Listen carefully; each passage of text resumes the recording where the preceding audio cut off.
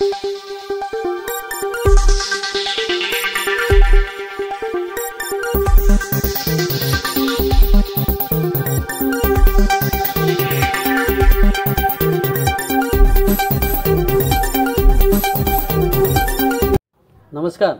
Asian news चॅनलमध्ये आपले स्वागत आहे। बागलाण तालुक्यातील अंतापूरजवळ असलेल्या शेवरे येथील द्वारकाधीश साखर कारखान्याचा 26वा गळीत हंगाम सुरू झाला असून यंदाच्या हंगामामध्ये 6 लाख टन गाळपाचे उद्दिष्ट असल्याचे कारखान्यातर्फे सांगण्यात आले। ऊसाला योग्य भाव देण्यासाठी कारखाना कमी पडणार नसून शेतकऱ्यांनी शाश्वत उत्पन्नासाठी दर्जेदार ऊसाची लागवड करून एकरी 100 मेट्रिक टनापुढे झेप घ्यावी असे द्वारकाधीश कारखान्याचे कार्यकारी संचालक सचिन सावंत यांनी यावेळी सांगितले। द्वारकाधीश मंदिरामध्ये कारखान्याचे अध्यक्ष शंकरराव सावंत, उपाध्यक्षा चंद्रकला सावंत, संचालक कैलास सावंत, डॉक्टर वर्षा पाटील यांच्या हस्ते यावेळी पूजन करण्यात आले।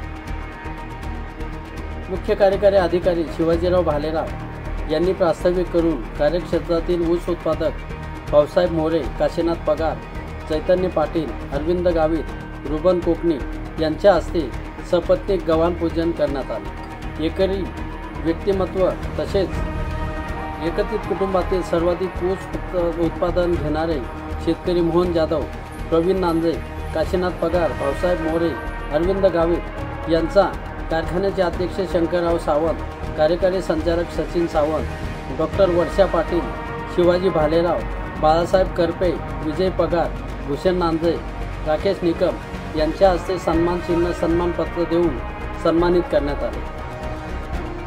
2024-25 मध्ये कारखान्याला Deccan sugar technologist association India Pune सर्वोत्कृष्ट साखर कारखाना तसेच उत्कृष्ट आर्थिक व्यवस्थापन पुरस्कार मिळाल्याचे जाहीर करून जनरल मॅनेजर बाळासाहेब करपे यांना सहकारी साखर कारखान्याचे पॅनलवर निवड करण्यासाठी घेण्यात आलेल्या कार्यकारी संचालक पदाच्या परीक्षेमध्ये उत्तीर्ण झाल्याबद्दल कारखान्याचे अध्यक्ष सावंत यांच्या हस्ते त्यांचा सत्कार करण्यात आला। कार्यकारी संचालक सचिन सावंत यांनी यावेळी आपले मनोगत व्यक्त केले।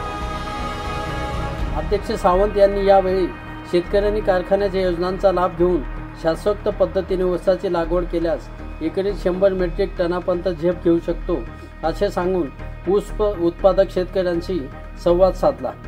डॉक्टर वर्षा पाटील यांनी यावेळी आपले मनोगत व्यक्त केले।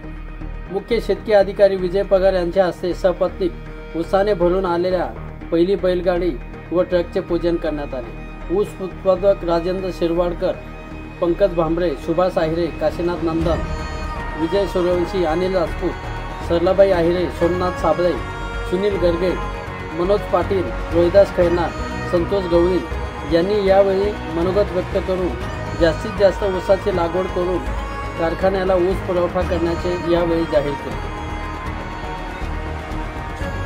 कारखान्यातील सर्व अधिकारी कर्मचारी यांच्यासोबतच कळवण, साखरी, बागलाण, निफाड, चाळीसगाव, नवापूर येथील ऊस उत्पादक शेतकरी मोठ्या संख्येने उपस्थित होते। एशियन न्यूजसाठी प्रतिनिधी अरुण कुमार भांबरे, अंतापूर। धन्यवाद।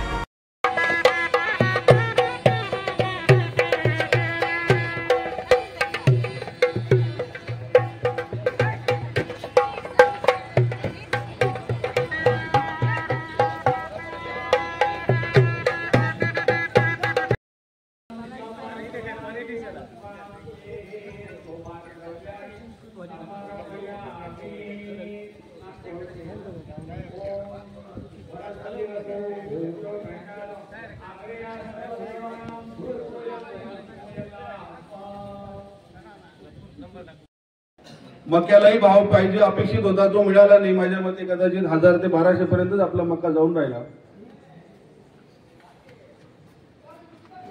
तर आपल्या सर्वांना एक विनंती करेल की ऊस हे एक शाश्वत पीक आहे। आपलं ऊसाचं ऊस खूप शेतकऱ्याला खूप मोठं करेल असं नक्की नाही, परंतु एक हमी भाव आणि प्रतिकूल परिस्थितीतही ऊसाचं पीक हे तग धरतं। ज्याला फार फवारणी वगैरे याचा खर्च येत नाही। आणि ऊस लावल्यानंतर ती हमखास उत्पन्न किती काढायचं हे जर तुम्हाला काही अडचणी येत असतील तर त्या परत कारखान्याला कळवल्या तर आम्ही त्याची तुमची म्हणण्याची काय आम्हाला मदत करता येईल ती जरूर करू एवढं बोलून मी थांबतो. माझे पप्पा, माझी आई, माझी मावशी आणि माझे आदरणीय दोघं भाऊ इथे आहेत. आज योगायोगाने मी इथे भेटायला आली होती आई बाबांना, पण हा कार्यक्रम बघून इतका आनंद वाटला की असं वाटतं इथेच राहावं. खरंच असं वाटतं इथे राहावं. जबाबदाऱ्या तर संपल्या आणि मला परमेश्वराने तर माझी फार इच्छा आहे की आई वडिलांसोबत राहावं, भावांना मदत करावी आणि माझ्या शेतकरी बांधवांना माझा जर कारखान्याचा फायदा होणार नाही, या पूर्ण परिसराचा फायदा व्हावा असं माझी परमेश्वर चरणी प्रार्थना आहे. वास्तविक आमचा शेवरे किंवा ताराबाद या भागाशी काही संबंध नव्हता. आम्ही लहान असताना आम्ही सटाण्यात वाढलो. आमचे सर्व नातेवाईक ब्राह्मणगाव, लखमापूर, नाशिक इकडे होते. जेव्हा आमच्या पप्पांनी इथे कारखाना सुरू केला तेव्हा आम्हाला वाटायचं का म्हणजे कशासाठी ही जिद्द करतायत, याची काही आपल्याला गरज नाही, आपल्याकडे परमेश्वर कृपेने सगळं आहे, तरी पण का करतायत. पण आज जेव्हा मी सगळ्यांचे मनोगत ऐकते तेव्हा मला जाणवतं की एक शेतकरी माणसाची जिद्द जर हजारो फॅमिलीजला म्हणजे पोहोचू शकते तर मग आम्ही सुशिक्षित असून आम्ही एवढंसं सुद्धा त्यांच्या मनाने केलेलं नाहीये. पण माझे दोघं भाऊ कैलास दादा, सचिन दादा हे कितीही अडचणी येऊ त्यांची नीतिमत्ता कधी सोडली नाही, याचं मी तुम्हाला 100% आश्वासन देते. कुठलाही व्यवसाय चोरी केल्याशिवाय होत नाही असं आपल्या देशात एक समीकरण आहे आणि ते आपण ऍक्सेप्ट करतो.